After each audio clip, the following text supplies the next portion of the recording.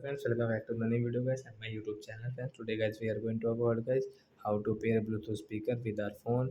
Friends, you want to pair your any Bluetooth speaker guys, any Bluetooth speaker guys, and guys you want to pair with your phone. So friends, how can you pair? In this video friends, I am going to show you.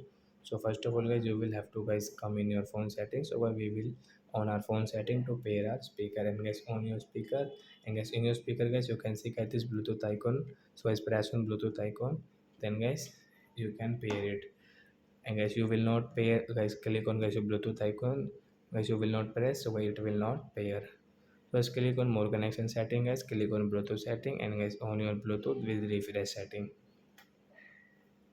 So after refresh guys, you can see your Bluetooth speaker name. So I have got the JBL speaker. I will tap here to pair. Then guys you can see it's pairing.